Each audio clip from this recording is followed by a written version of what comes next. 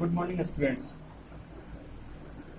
आज हम लोग अतीत के इतिहास के सेकंड टॉपिक किंवदंती के बारे में पढ़ेंगे। किंवदंती को इंग्लिश में लीजेंड्स कहते हैं, LEGENDS, लीजेंड्स। किंवदंती भी मिथक जैसी घटनाओं को या विशेषताओं को अपने अंदर समाहित किए हुए है। मतलब किंवदंतियों में भी वैसे ही विशेषता है, जो कुछ प्रकार की विशेषता, जिस तरह की विशेषता मिथक में थी, इसमें भी मनुष्य की आस्था से जुड़ी पौराणिक एवं ऐतिहासिक बातों का वर्णन किया गया है। साथ ही साथ मौखिक इतिहास के लेखन में, मतलब ओरल हिस्ट्री के लिखने में किंवदंतियों का बहुत बड़ा योगदान है।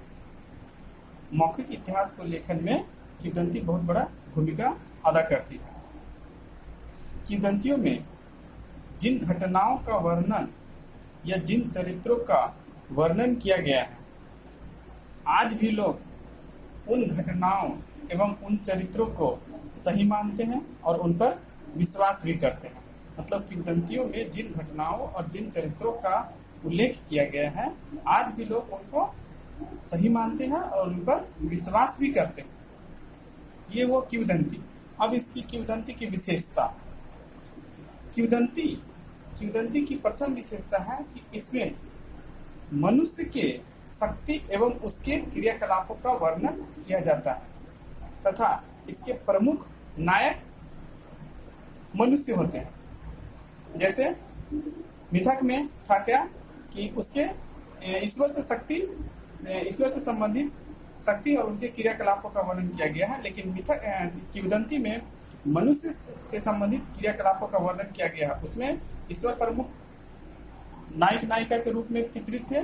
इसमें असामान्य जो नागरिक है, असामान्य व्यक्ति का वर्णन नायक और नायिका के रूप में किया गया है। ये इसकी पहली विशेषता है। इसकी दूसरी विशेषता है कि पूर्णतः सत्य नहीं होने के बावजूद भी इतना अवश्य है कि प्राचीन भारत में, इसकी दूसरी विशेषता है कि पूर्णतः सत्य नहीं होने के बावजूद भी, किंवदंती पूर्णतः सत्य नहीं होने के बावजूद भी इतना जरूर है कि ऐसी कोई घटना भूतपूर्व काल में अवश्य घटित हुई थी। मतलब पूर्णतः विश्वास नहीं है, लेकिन फिर भी इतना जरूर है कि ऐसी कोई घटना जरूर घटित हुई होगी। जैसे श्री रामचंद्र जी, श्री कृष्ण जी, हरक्यूलस आदि किंवदंती के प्रमुख नायक है, जिनको पूर्ण तरह से असत्य करार नहीं दिया जा सकता, अर्थात इनको असत्य नहीं मान सकते। ये इसकी दूसरी विशेषता है। इसकी तीसरी विशेषता है कि इसके लेखन का आधार सामाजिक और सांस्कृतिक है, अर्थात समाज और सभ्यता को ध्यान में रखकर घटित घटनाओं को कहानी के माध्यम से इसको दर्शाया गया, साहित्य के रूप दिया गया। जैसे उसमें था, मिथक में था कि उसमें धार्मिक बातों को आधार बनाया गया था, लेकिन इसमें सामाजिक और सांस्कृतिक बातों को आधार बनाकर इसका निर्माण किया गया है। इसकी चौथी विशेषता हुई कि इसमें अविश्वसनीय एवं अकल्पनीय बातों का वर्णन किया गया है। मतलब इस तरह से इनका चरित्र को दिखाया गया है कि जिन पर विश्वास करना बहुत ही कठिन होता है कभी कभी, लेकिन जिससे किंवदंती से सही इतिहास की जानकारी प्राप्त करना काफी कठिन हो जाता है। मतलब इतना अधिक इसमें अविश्वसनीय और अकल्पनीय बातों का वर्णन किया गया है कि सही इतिहास की जानकारी प्राप्त करना इससे बहुत ही कठिन हो जाता है। ये इसकी चौथी विशेषता है।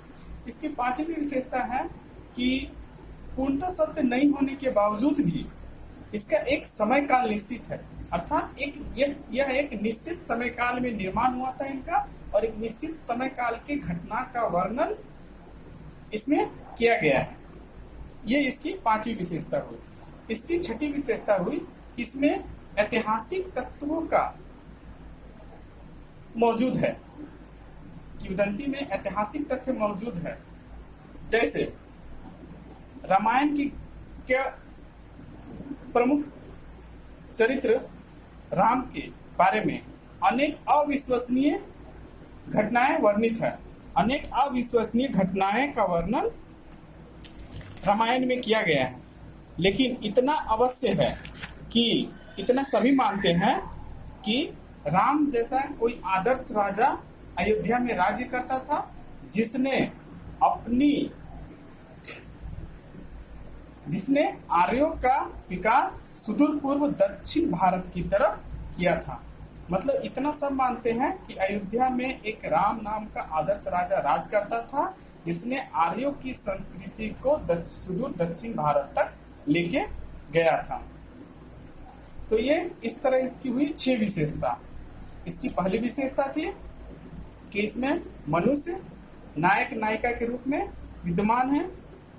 इसमें किसी असाधारण मनुष्य की बातों का वर्णन किया गया है।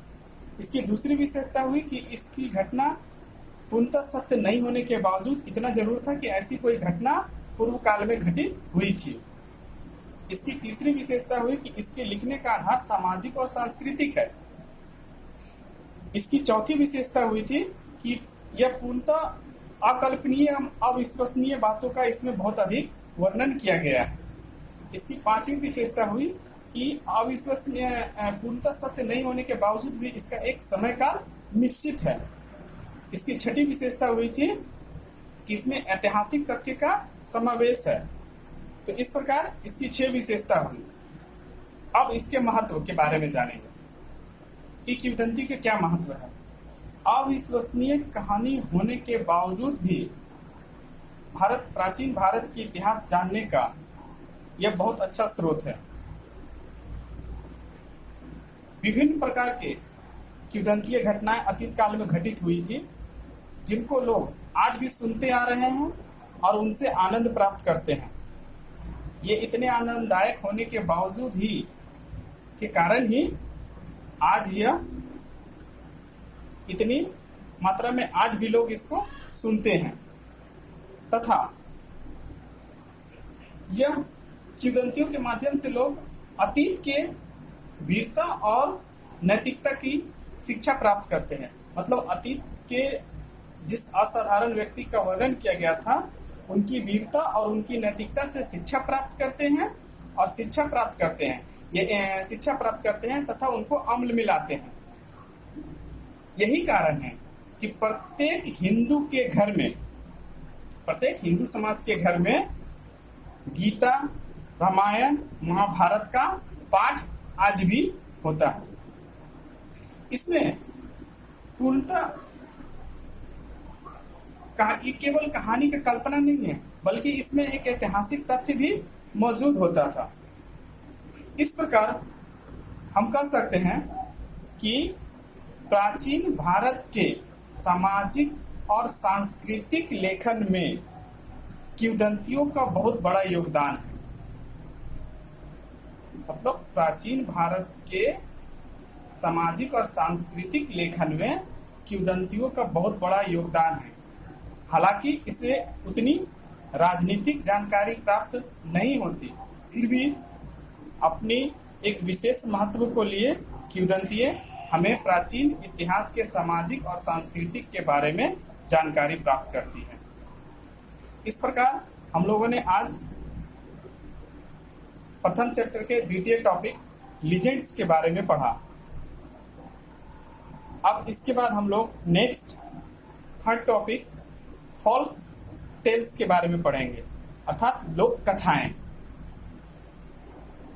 ओके, धन्यवाद।